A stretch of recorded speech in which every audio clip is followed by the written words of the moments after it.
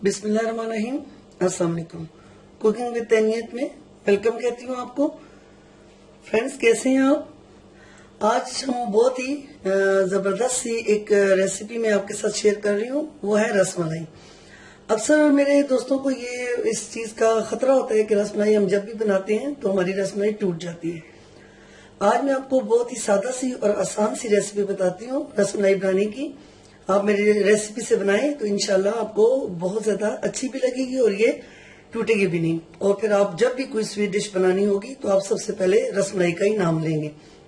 उसके लिए हमें चंद जो जरूरी चीजें जरूरत है आप उनको जरा अपने पास नोट कर लें।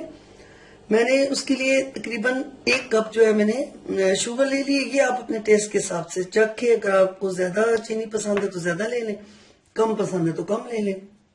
मैंने तकरीबन 1 टीस्पून, ये याद रखें टीस्पून, 1 टीस्पून मैंने बटर ले लिए, यानी कि मक्खन।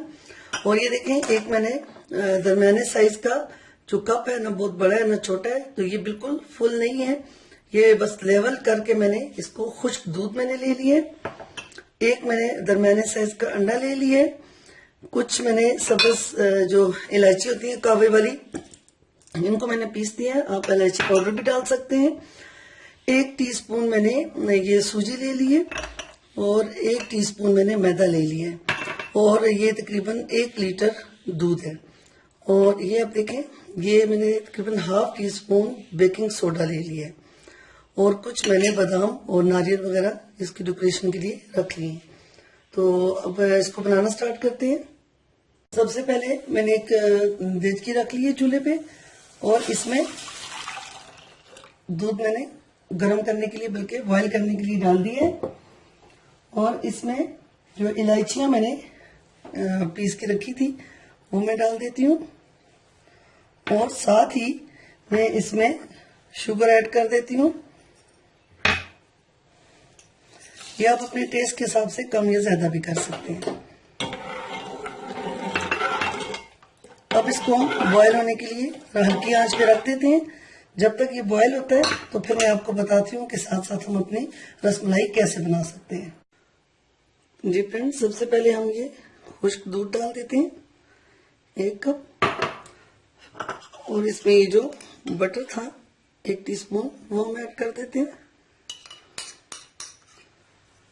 उसके बाद ये 1 टीस्पून सूजी और 1 टीस्पून मैदा। और ये आप देखें ½ टीस्पून जो है, ये देखें ½ टीस्पून इसमें बेकिंग सोडा हम डाल देते हैं।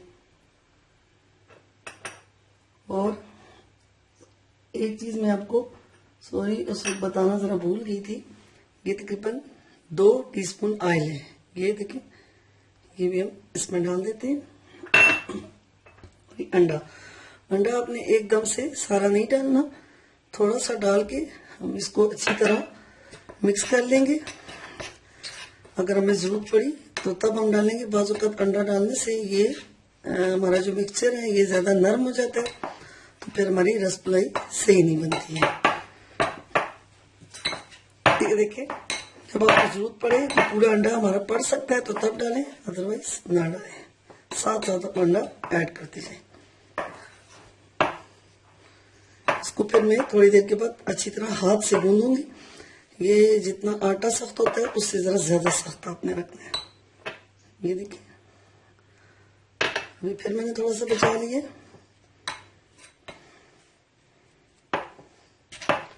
ये मेरे ख्याल से इसमें और जरूरत नहीं है। अब इसको मैं हाथ से आपको अच्छी तरह गूंद के बताती हूँ।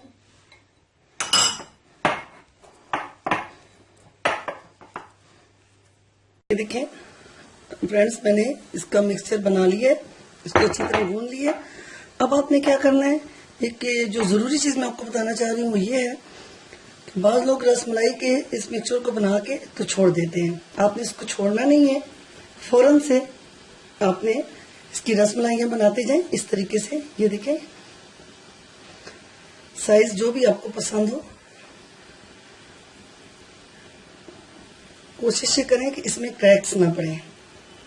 हल्का सा अगर आप हाथ में ऑयल भी लगा दें तो उससे भी ज्यादा अच्छी बन जाती है।